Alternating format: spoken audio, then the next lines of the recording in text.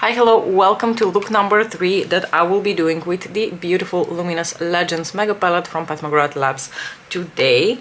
I have already done my base makeup, I have eyeshadow, primer on, brows, everything, and I'm just going to do bronzer, blush, highlighter with you, and then we can jump into the eye look.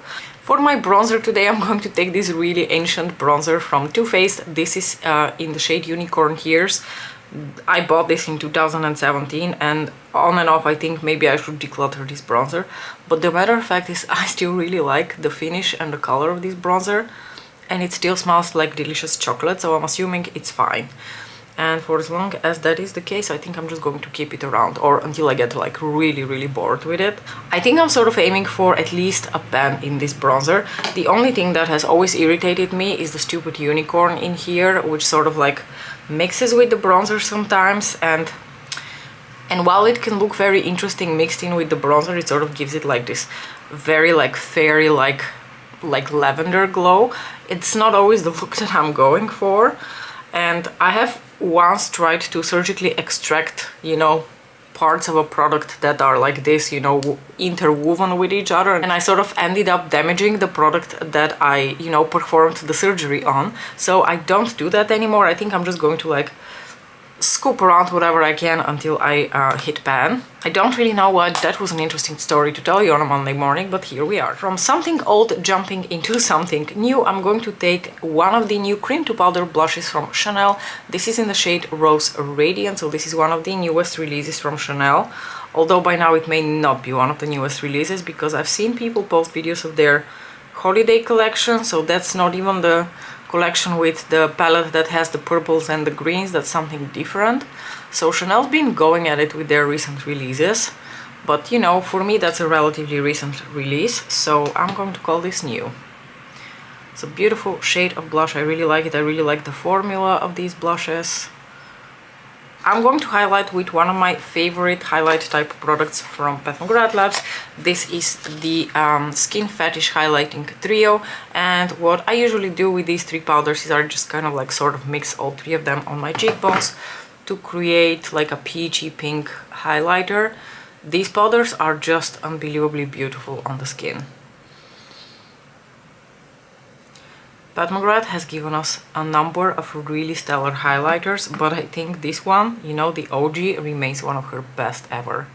A highly underrated product from her in my opinion, just because it's a little bit older and people don't really talk about it anymore, but that is not to say that it is not an absolutely stunning product. So for today's look, I would like to go into an eyeshadow that has literally been on my mind since the first day I swatched the palette. That is the eyeshadow over here with the name Stardust Peony. I don't know that it's coming across on camera just how beautiful this eyeshadow is. It has a little bit of like that coppery red sparkle to it, and it really reminds me of an eyeshadow that I used to own many years ago from Darling Girl Cosmetics.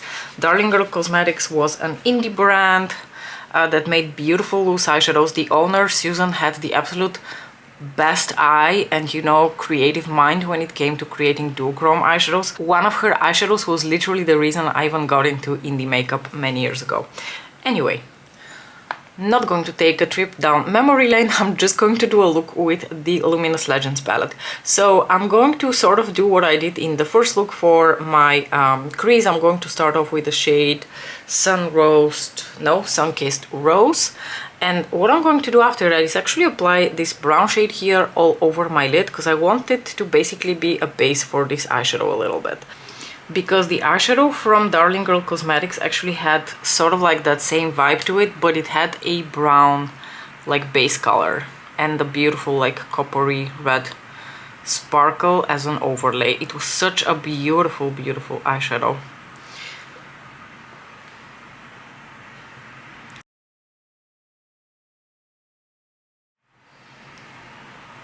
Do you know what an eyeshadow is that I'm not looking forward to using? The purple in the smack middle of the palette, the shade right here, which is called Orchid Opulence. Not looking forward to that because it's my least favorite kind of purple. Okay, I'm going to now take a somewhat like flatter brush. Let me grab the Worker Pro from Sonagy, and then I'm going to go into one of my favorite shades in this palette, the shade Sable Seductress. the beautiful brown matte shade, and I'm actually going to just apply that as a smoky lid, or a smoky eyeshadow all over my lid. I'm slightly going to intensify the outer corner here and just lightly blend out using the blending brush. Next, I'm going to take a little bit of the NYX glitter glue to pop in my inner corners and a little bit all over my lids as a base for that Stardust Peony shade. Honestly, you don't necessarily need to apply a glitter glue. That eyeshadow is going to look absolutely beautiful without it too. But I'm actually kind of curious how that's going to look over a glitter glue. Because I did try it out the other day, just like on my bare lids, without any sort of base, and it looked very beautiful and ethereal. But I'm very curious how it's going to look like over a base. I'm just going to use my finger to apply Stardust Peony all over my lids, and I'm just going to press it on. And this eyeshadow, unlike some of the other, sparkly shades, has a much smoother formula, so it is also a lot easier to work with, and oh my gosh, that is absolutely beautiful. Like, these two shades together basically make for a dupe for that Darling Girl shade that I used to own. I think the Darling Girl shade had just a bit more like a copper sparkle to it. This leans a bit more red, but still such a beautiful eyeshadow. I love it. For my inner corners, I'm actually going to try to apply this shadow here, the shade Honey Nectar, which was one of my absolute favorites from last year's holiday collection. It's in the Bronze Ecstasy Quint, which is, I think, my favorite quint from last year. I don't know how that's going to work as an inner corner highlight. It might be just a tad too dark, but it's either this or the gold eyeshadow, and I don't really want to put the gold eyeshadows in my inner corners again, because I've been doing that pretty much for every other look. This is just a tiny bit too dark for my inner corners, but I think I can just about get away with it. So I think it's okay for today's look. And I'm actually not entirely done with Honey Nectar yet. Now, Honey Nectar is one of those shades that I think can make a look really, really interesting if you apply just a few flakes. So I actually think it would look really pretty mixed in a little bit with that Stardust Peony shade. So I'm going to apply a few flakes of Honey Nectar, and I'm going to actually concentrate it a little bit here in the center portion of the lid, so that it gives a bit more brightness to the look. Ooh, I really like how these are looking together. But again, this is the kind of eyeshadow that you have to, take just a few flakes from, so that it doesn't completely overtake the look. Okay, I'm going to quickly finish off my lower lashes, and I'm going to essentially mix Sunkissed Rose and Sable Seductress on my lower lashes here. I would say this is one of the more neutral looks that I have created with this palette so far.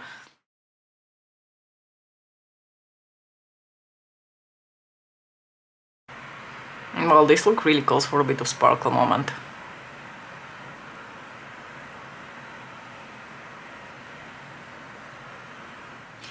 I don't think I've worn this sweater a single time without pairing it with a red lipstick, because it just kind of begs for a Snow White kind of moment. So I paired the look. I love, red on red, so I don't mind at all having red on my eyes and on my lips. But I went for a somewhat vampire version, so I have Duchess from Lisa Eldridge on my lips, which is not an exact match for the earrings that I have from Alice, but it is the closest I can get. And Alice was also kind enough to make me a perfect match for ribbons, so can I really ask for more? Anyway, totally on a tangent here. I personally really like how this look turned out. I think it has that delicious chocolate vibe to it, and then combined with the copper red duochrome Stardust Peony is just absolutely stunning, and I'm not quite sure that it's coming across on camera just how beautiful this eyeshadow is. Obviously you have to be into that coppery red duochrome to appreciate this eyeshadow, but even if you're afraid of the red duochrome, you can always layer a little bit of this shade over top to tone it down, and I think the combination of the two is just beautiful. I think I've said just beautiful 10 times now. I love how different this look turned out to all the, other 2 or 3 looks that I've already created with the palette, and we're not even done with it yet. We haven't even done anything with the blue, the purple, and the actual lavender shade yet. So I feel like now that I've done a couple of looks, I'm getting the impression that you can actually go into quite a lot of different directions here.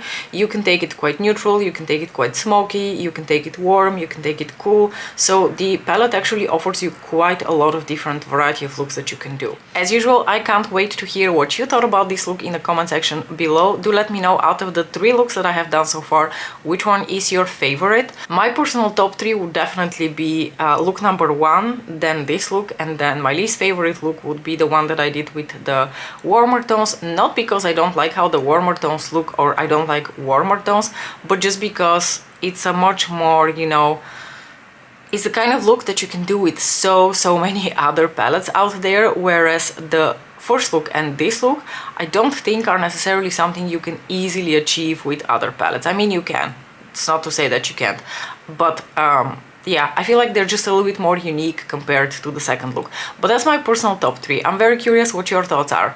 Anyway, we will see each other again tomorrow for look number 4. Thank you so much for watching, and I'll see you in the next video. Bye!